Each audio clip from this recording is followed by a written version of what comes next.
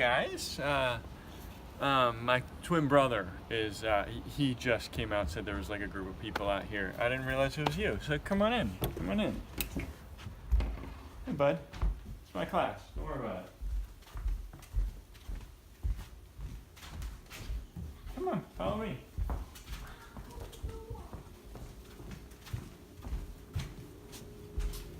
So, welcome to my office. Have a seat. There's plenty of room. I'm just gonna sit down here. First off, I hope y'all enjoyed your surprising snow day.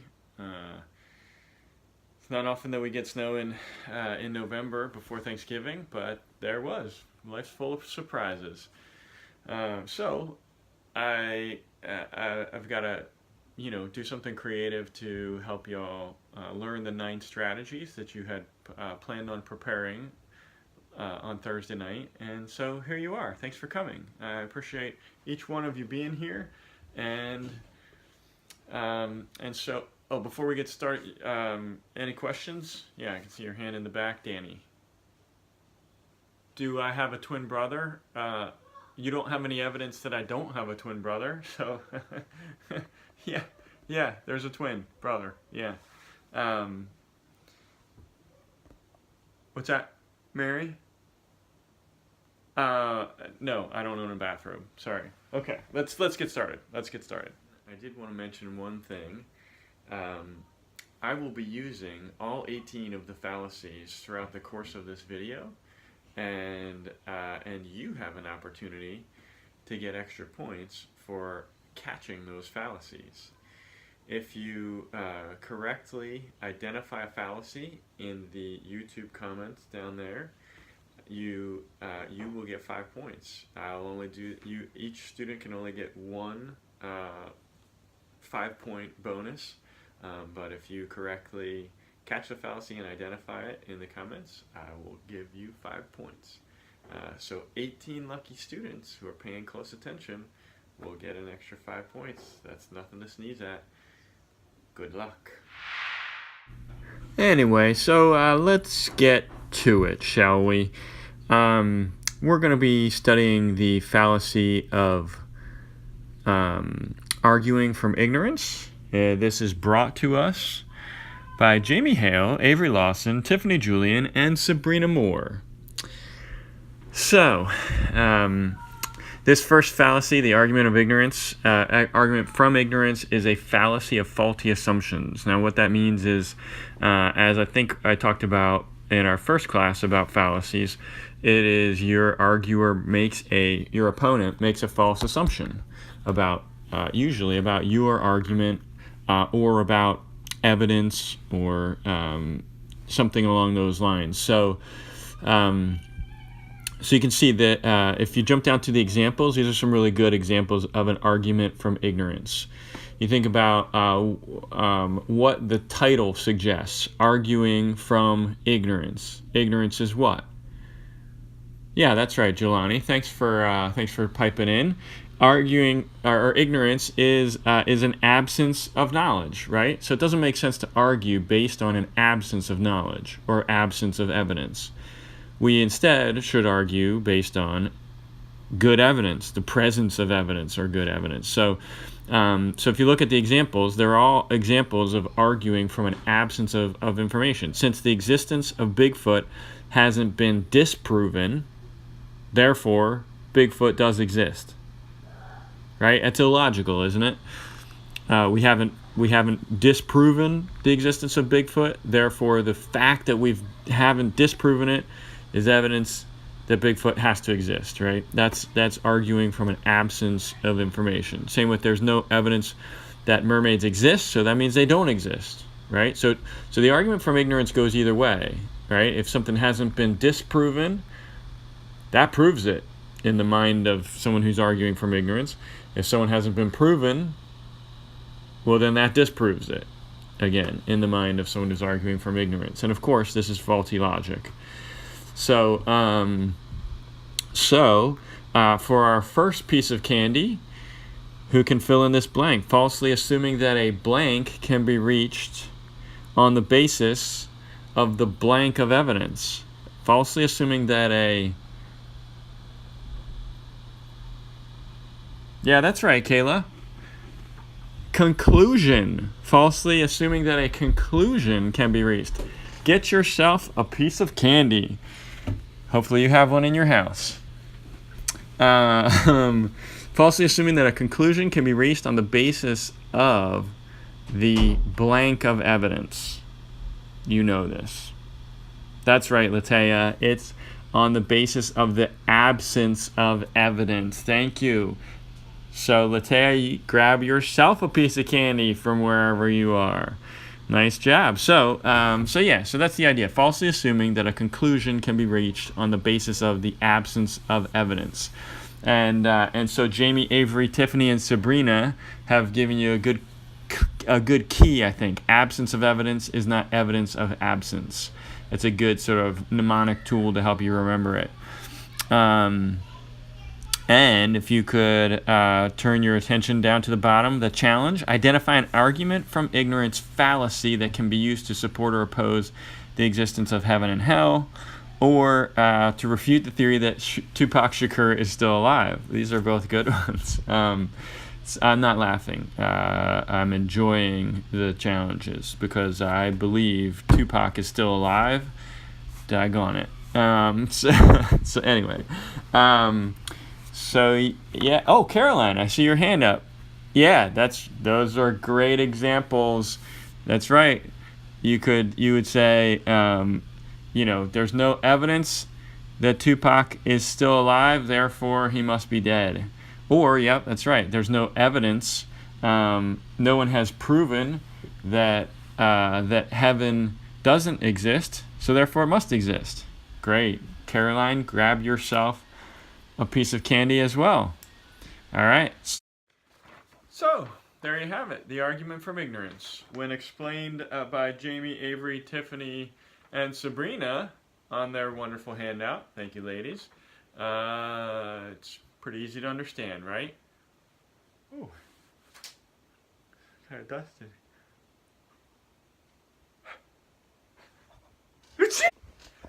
Whew. Wow, that was a heck of a sneeze. Holy cow. It changed my whole outfit. I sneezed and then my outfit changed. I must have a magic sneezer. That's pretty impressive. You didn't know that about me, did you? Well, at any rate, let's move on to our next group. We've got Kim, Kayla, and Caroline, who have created this crafty handout. You like my alliteration there? At any rate, they are doing the post hoc fallacy, which you can see shows up on pages 224 to 25 of your text. And the post hoc fallacy is Latin for the full phrase is post hoc ergo propter hoc. You probably recognize the ergo, perhaps, as like the fancy word for like therefore. It's post hoc ergo propter hoc, that is before, therefore, because. So that is something happens before something else, therefore that something that happened before is what causes the something else, right? So the example that Caroline, Kim, and Kayla have created is tied to the shoes and the Super Bowl win. I think it's the Super Bowl. No, that's soccer. Sorry. So at any rate, though, it is. I bought this pair of shoes, and then we won the championship. The shoes must have caused me to win the championship. Now, naturally, you can see that, it's right there on the handout. I bought an expensive pair of cleats for my season, haven't missed a goal yet, therefore you should buy these shoes if you want to win. And so, another great example is the rooster crowed and then the sun came up, therefore the rooster must control the sun. These are obviously illogical statements, and yet they happen frequently. And so we hear them oftentimes when people are trying to connect one event to another. The idea of correlation and causation. So at any rate, so who wants to help us fill in these blanks? Yeah, Logan. That's right. Asserts that event A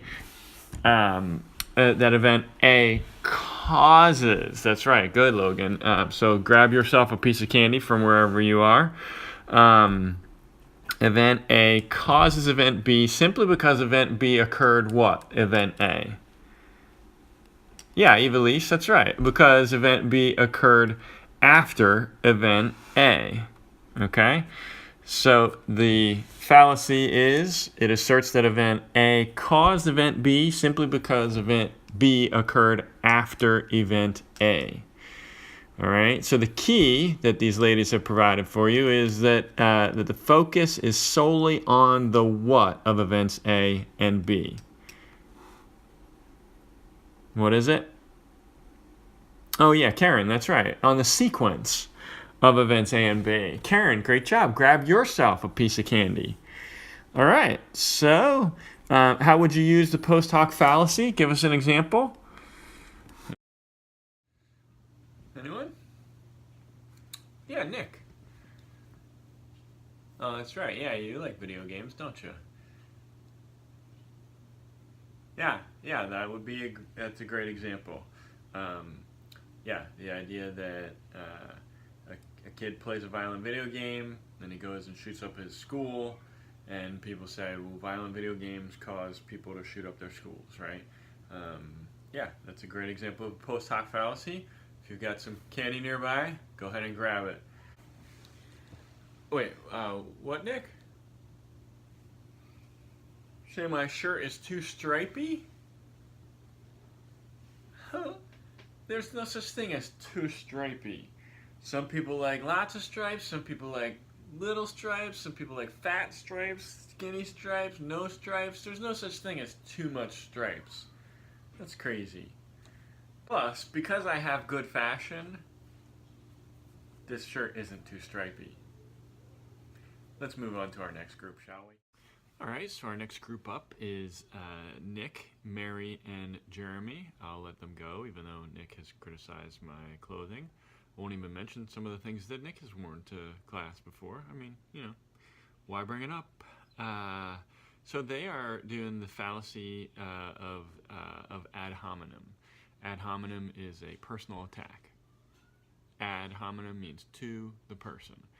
And so, if you look at the worksheet that's down here, and maybe over there, if my video skills are working well, you can see that that the key that they've provided is actually really good. It's insult, not debate. The example is, person A says we should ban abortions in the third trimester, and person B says you're just a fetus hugger, or you're just a chauvinistic fetus hugger, right? They're just name calling.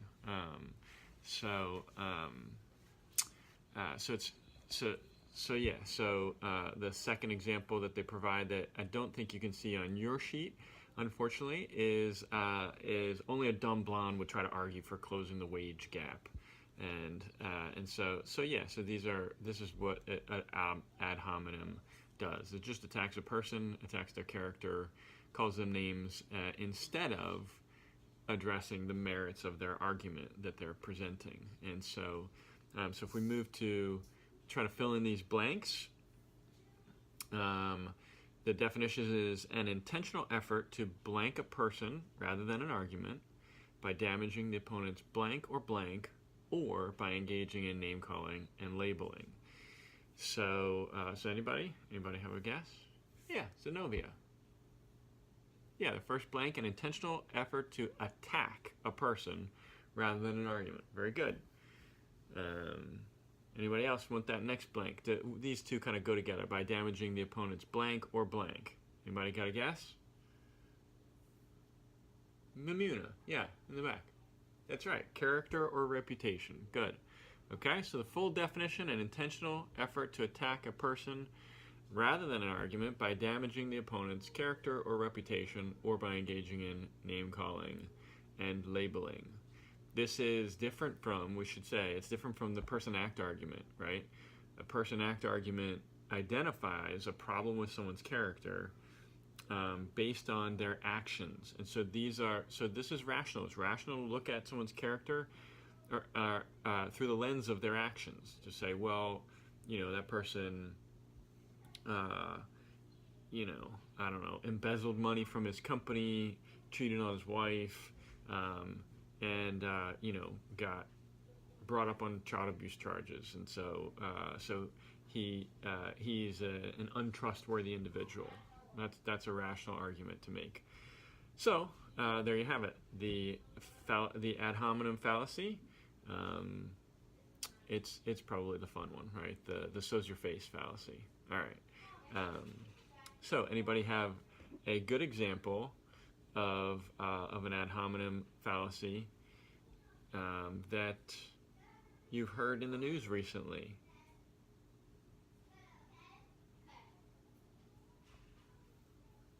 Yeah, Pawasha. Good. Yeah, just about any of Donald Trump's tweets could be probably considered abusive ad hominem fallacy. So our next group is Zenobia, Latea, and Ebony. They'll be talking about poisoning the well. So, what do you know? Not just my sneezes are magic. And saying I'm a bad magician would be like saying Michael Jordan was a bad baseball player. It's just not true. So, let's move on to Ebony, Zenobia, and Latea's group. And let's hear about Poison the Well. So here's their lovely handout. As you can see, it's dismissing and blank as blank to speak on a topic based on some accident of circumstances. And so this is poison the well. Think about it as a well is a perfectly good place to get some sustenance and something that's useful to us. And so poisoning the well, you put a bit of poison in it, no one can use it. And so that's the idea behind, that's the sort of mental image or visual image, whatever, behind this this fallacy. And as you can see, the disturbing picture on the your right is being revealed. So try to stay focused.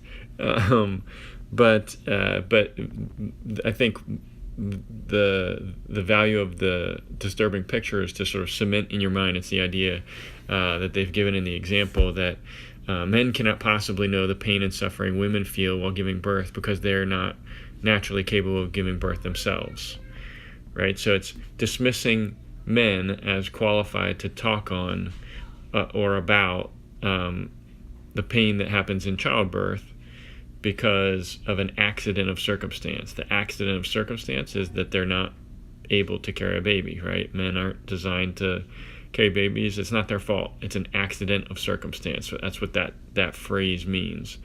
So you dismiss a man from being able to talk on women's issues because he's a man.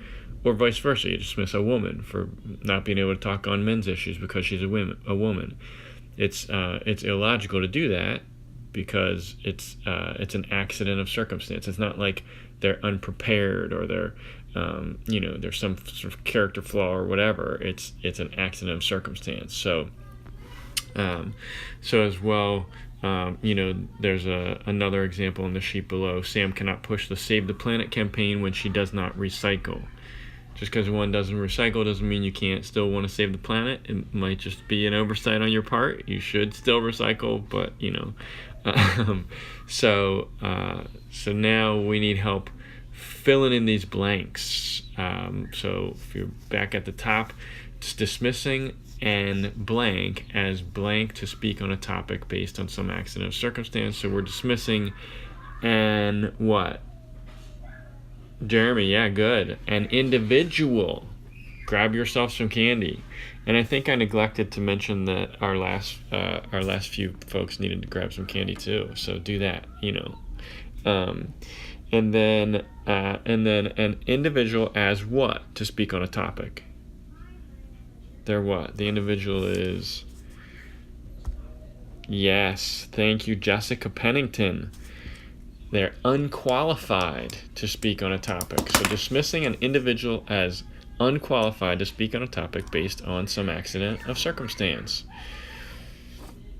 And so the scenario that Zenobia, Ebony, and Latea came up with is why wouldn't a criminal justice professor be able to teach a math class, right? And so, yeah, Joaquin, that's right.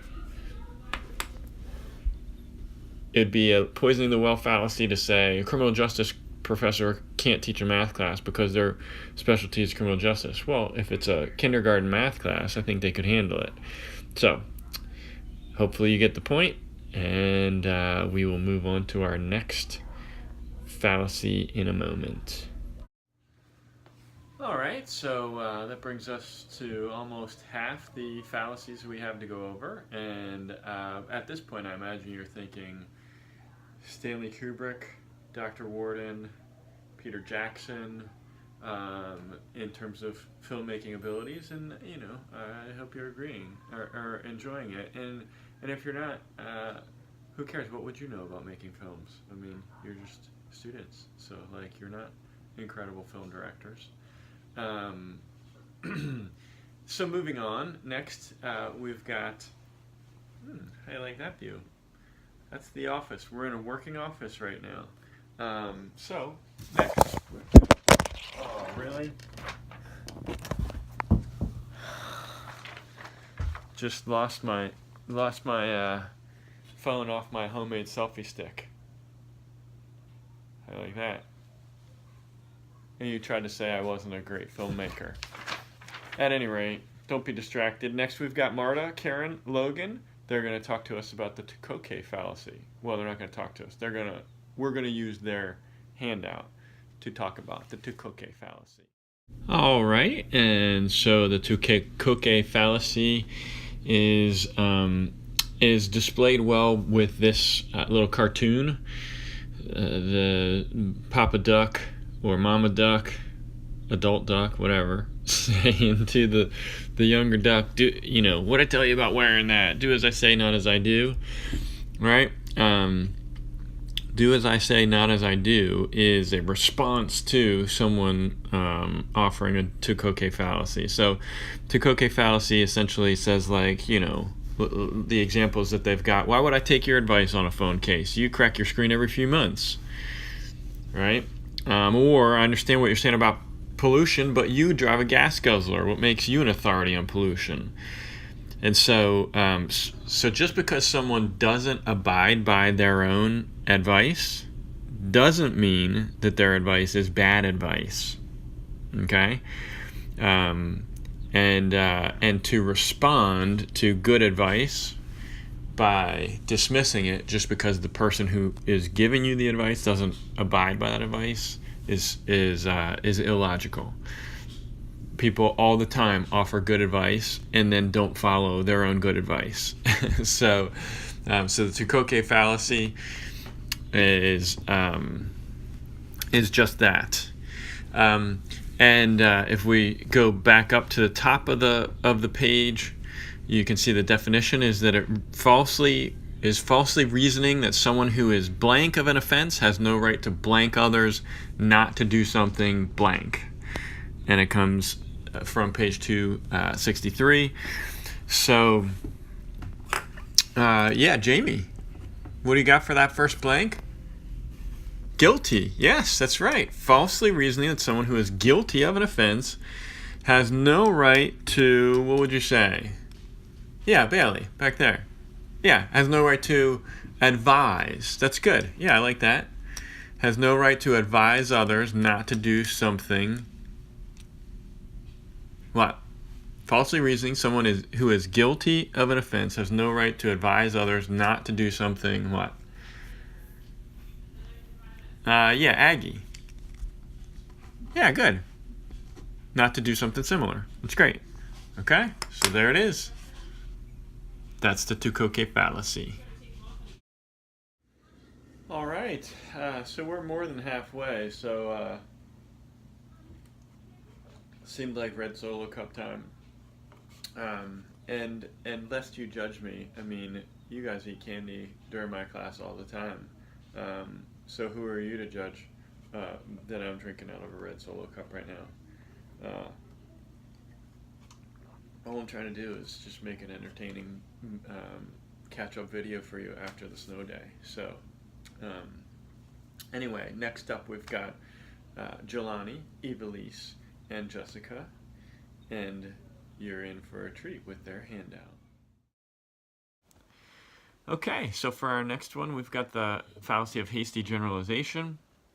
Haven't done this fun little window in a while, so here I am again.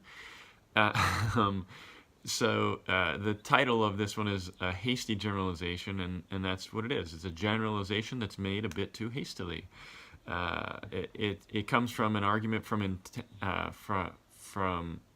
sign, an inductive argument, where you are trying to make a generalization based on some evidence that you have, and so either the evidence pool is too small to support the generalization that you make, or the generalization is too big based on based on the sample size that you have. So it deals with sample sizes essentially. So this is a great example on the handout down there, or maybe over there, depending on where I put this little window. But the example is really good. So you see the one mom says to the other, "Did you hear about the teenagers who vandalized the park downtown?" So that's one small incident, right? One piece of evidence about teenagers, and then this creepy dude he's an owl with a black cloak. He says, "I did. Teenagers are so irresponsible and destructive." So based on this one incident, this silly old owl says all teenagers are irresponsible and destructive. And so the sample size is too small. There are plenty of teenagers who are responsible and productive. And so this is a great example. As well, the text example below, even though it's only the first day of class, I can already tell I'm going to hate this year.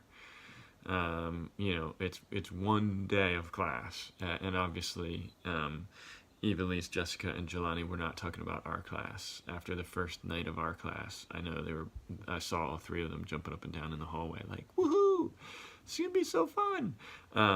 So the second example, my father smoked 4 packs of cigarettes a day since age 14 and lived until the age of 69. Therefore, smoking cannot be that bad for you. Again, one evidence case, and it's a real broad generalization. Okay, so now for the definition from page 119 in your text: a generalization based on a blank that is too blank to support it. What would that be? Yeah, Tiffany. A generalization based on what is it? Yes, a sample size, right? Or you could say an evidence case. But yeah, that's great. Tiffany, grab yourself some candy. Based on a sample size that's too what to support it? Yeah, Caitlin. Yeah, too small, exactly. So generalization based on a sample size too small to support it, or evidence case too small to support it. That's good, okay? So if we take a glance down at the scenario, can you remember a time that you used a hasty generalization without realizing it? Anybody?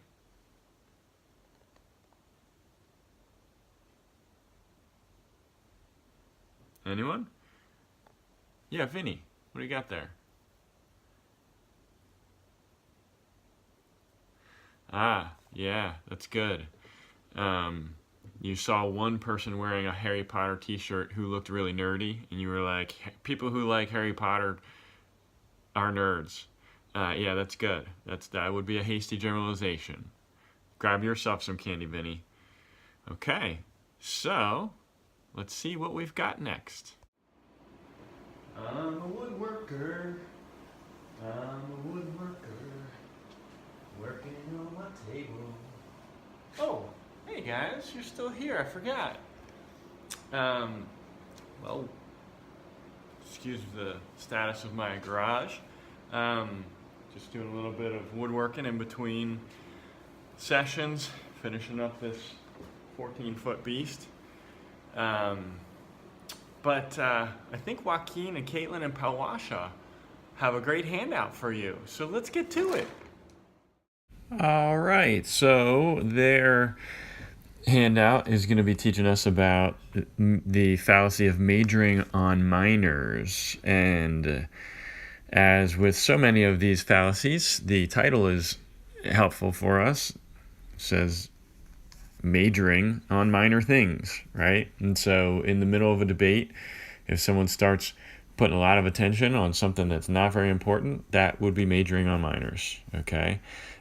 So they've got this big hand telling us to try to please notice this, and so it's trying to sort of distract us and draw our attention away from the important points.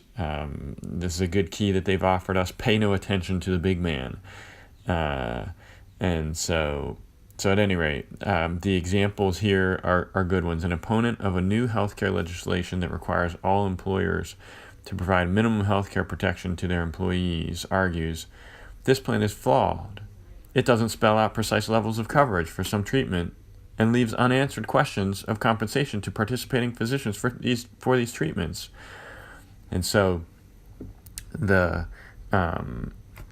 fact that it doesn't spell out precise levels and leaves some unanswered questions is probably characteristic of any plan out there. And so to draw attention to those small points is problematic and is irrational. And as they say, it avoids the major points that need to be addressed, such as accessible health care, methods for paying for that care, and people providing for it, okay?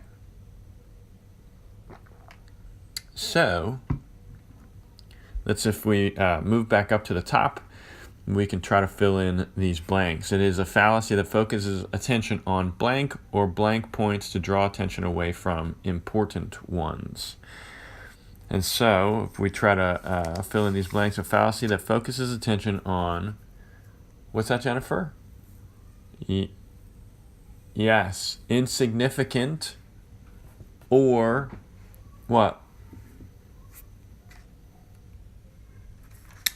Yes, Avery. Unimportant. Yeah, insignificant or unimportant, right? It's just synonyms, right? So you two ladies, grab yourselves some candy. Congratulations. Jennifer, you'll probably not grab candy. You'll grab something that you have, some gourmet bakery item that you've made. So at any rate, a fallacy that focuses attention on unimportant or insignificant points to draw attention away from important ones.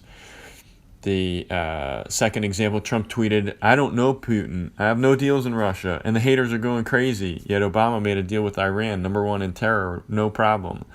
And so you can see how the debate is about Russia and Trump's association with Russia, and he tries to draw attention away from that debate and bring in issues with Obama.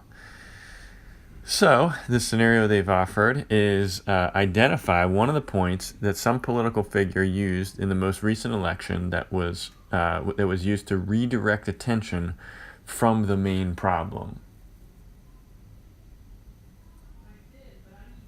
Okay. Yeah, Kim. Yeah, good. So what she says is the attempt to draw attention away from the debate by talking about Trump's past infidelities and that sort of thing, right? Yeah, it's good. It's majoring on minors. Okay, so let's see what we've got next. All right, girl. Headstand challenge. You and me to the death. All over. Come on. Yes, I can. I win. Good one. Oh, you guys are still here. Well, I think Jennifer and Vinny and somebody else have a false analogy to talk to us about with their great handout. All right. The missing person in my memory was Aggie. My apologies, Aggie. This amazing handout is presented by Aggie, Jennifer, and Vinny. So it is a false analogy, and as you can see with their good picture, it's, if you give this to your plants, water, then why do you give this to your children? And it's, a picture of Capri Suns and Sunny D and Coke. And the analogy is like, you don't love your children as much as you love your plants, because you're giving your plants water and you're giving your kids soda and fruit juice. But obviously it is, as they say, a false analogy because the two things being compared aren't similar enough. Plants aren't similar enough to children or human beings in general, right? So there are lots of things that children and humans in general have to eat and have to consume that plants do not have to eat and have to consume. And so the analogy breaks down and is a false one. As well, there are good examples here are if we can put a man on the moon, why can't we find a cure for the common cold? Well, these two things, while it might seem like they are accomplishments that we should be shooting for, that might be where their similarities end. And so to compare putting a man on the moon and what was involved in that action to curing the common cold and what's involved in that action, it's just the two cases are too dissimilar for the analogy to hold up. And so we need a term that we can use to sort of point out when someone has used an analogy that's kind of silly. The last one they gave, children are like dogs, they respond best to clear discipline. Maybe that's the only way they're like dogs, that they respond best to clear discipline, but there are lots of ways that dogs and children are not similar, regardless of what you may think. So anyway, there it is. False analogy. All right, analogy is false. If we go back up to the top, this comes from the part of your text that talks about analogies on page 195 to 196, as Aggie, Jennifer, and Vinny have pointed out. And an analogy is false when it fails any of these three tests. And often it's probably the first one, the first or second, maybe, I guess. So at any rate, the first one, are the cases being compared blank in some critical respect? Are the two cases presented blank? And then is a blank analogy available? Okay. And so we've got lots of opportunities for candy here. Who wants it, people? Sabrina, yes. Are the cases being compared dissimilar in some critical respect? That's good. Very good. Okay. And number 2, are the cases presented what? Yeah, that's good. Thanks, Ebony. Are they presented accurately? Yeah. And then number 3, is a blank analogy available? Jelani, yeah. Is a better analogy available? Good. So get candy. And then the key is a comparison between two things are more blank than they are blank. Somebody can get double candy if they can do it quickly. Yes, Marta. A comparison between two things are more dissimilar than they are similar. Excellent. All right, there you have it. The false analogy. Here we are on to our very last logical fallacy, and it's getting festive in the Warden household. I can't stop it.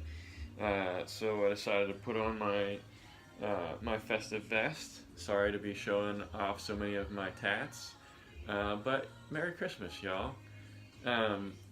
Ultimately, I think it's been pretty clear that I'm a great film director based on this one film that you've been watching. I mean, my future's bright, right? I'm a great film director. As well, if you think about it, I mean, you saw my one, really cute kid, and so therefore, I mean, why would I not be a great film director? At any rate, let's move on to our last fallacy. It is the fallacy of a false dilemma. You might be encountering a little bit of a dilemma right now, how much of my tattoos to look at, but I'm okay with that.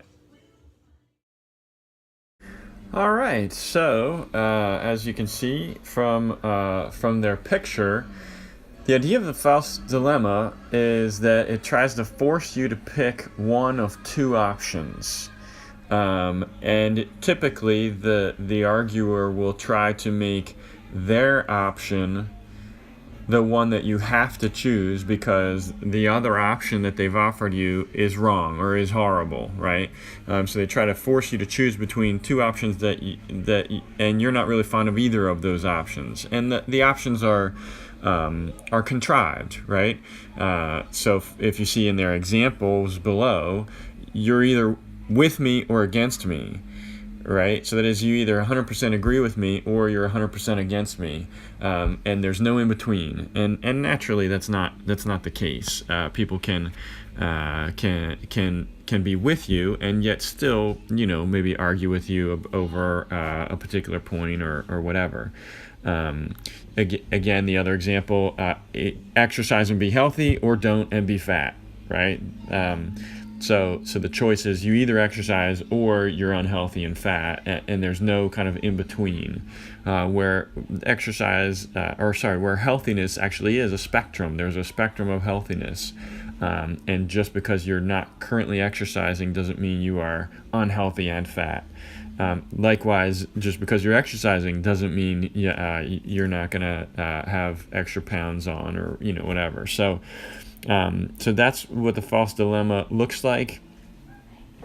And so if we go up to the top of the page, you can see at the definition, it's a dilemma argument that uses blank limited options to blank an audience. Okay. And so what would you say for that first blank?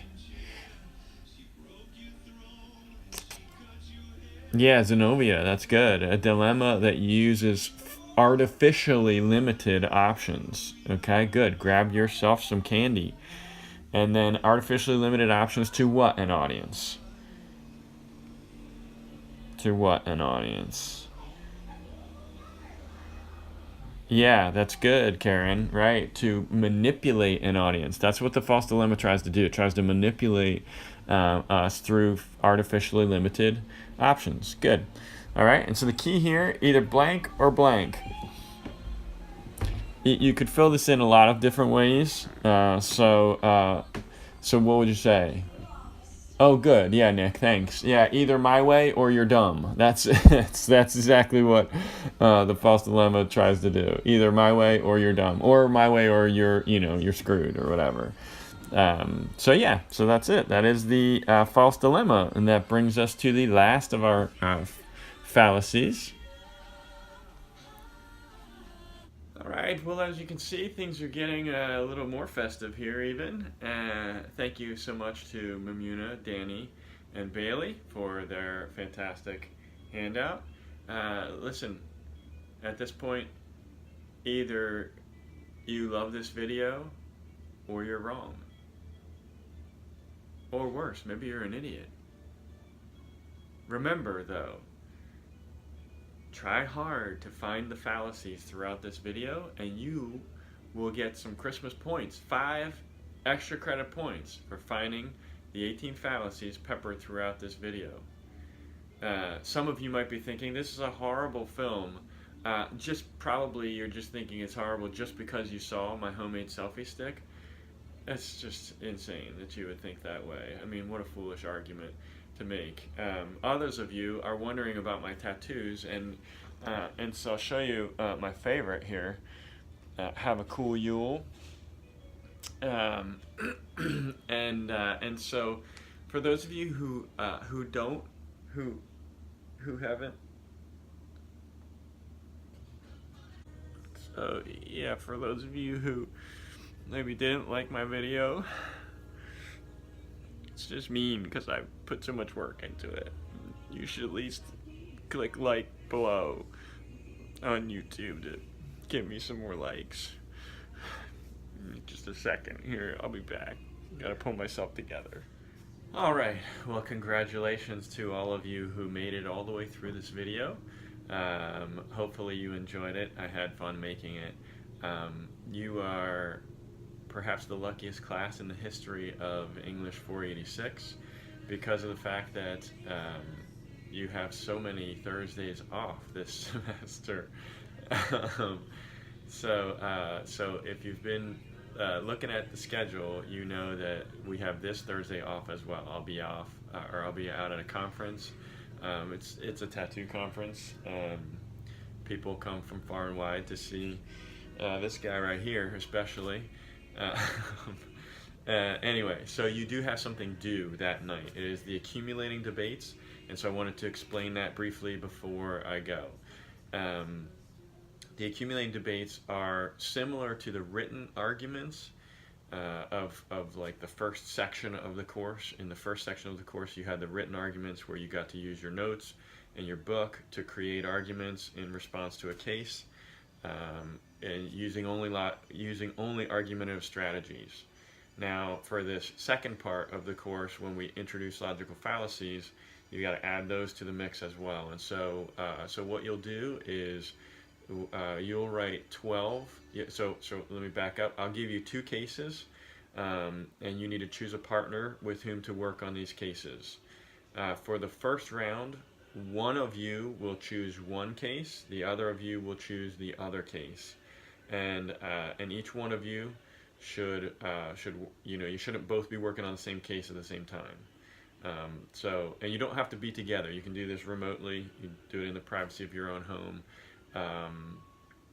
So what you'll do is you'll use argumentative strategies to support your position with regard to whichever case you're working on.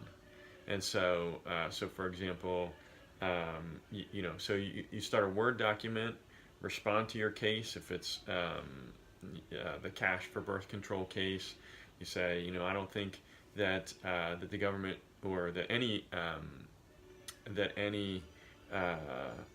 organization should pay a woman to sterilize herself, especially if she's a drug addict, something like that, right?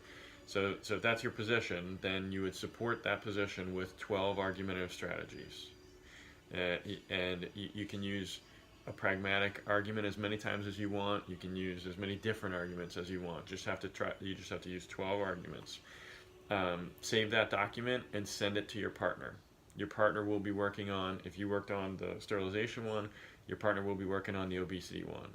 And so she or he will write 12 arguments, save that to a Word document, and send it to you. You don't need to label the arguments, pragmatic or analogy or genetic or whatever. Just write them.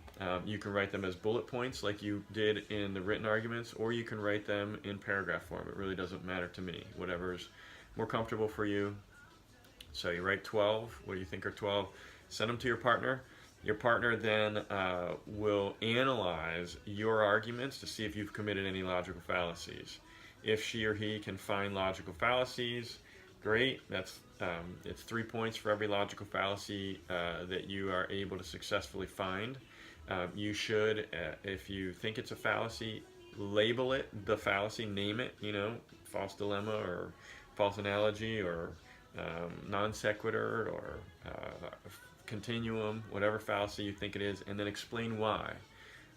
The explanation is important because if you mislabel it, right? If you name it non sequitur and it's actually majoring on minors, if you've explained it and your explanation fits, then I can give you some partial credit.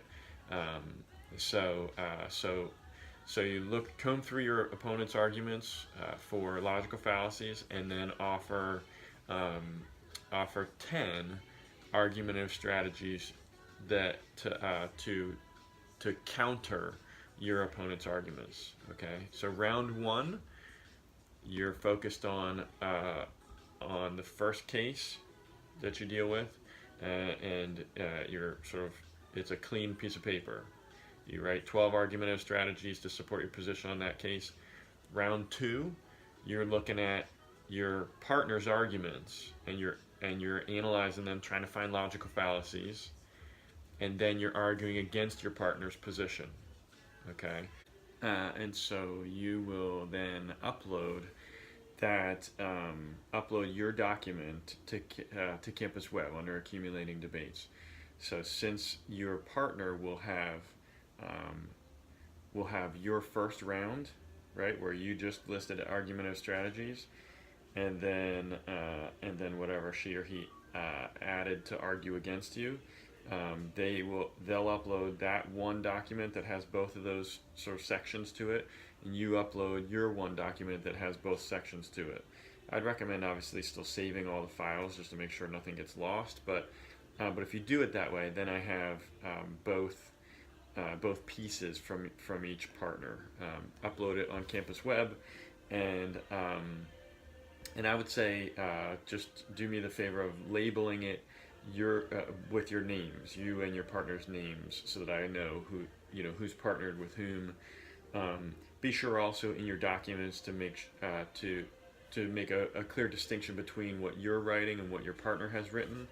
When you identify logical fallacies in your partner's papers, you might do something like the comments feature. In the review, you can click review, and then you can select or highlight a portion of somebody's text, and then click add comment. That might be how you want to do your, how you want to sort of comment on your partner's arguments and sort of call out logical fallacies. Or you might just want to sort of draw a line at the bottom of the page and then sort of refer back to the specific arguments that you think are fallacies. You could type right underneath of your partner's arguments. Just make sure that your text is clearly different from your partner's text so that I can distinguish between the two. Okay, and upload that by, I'd say, midnight Thursday night. Okay, so this Thursday is when it's due.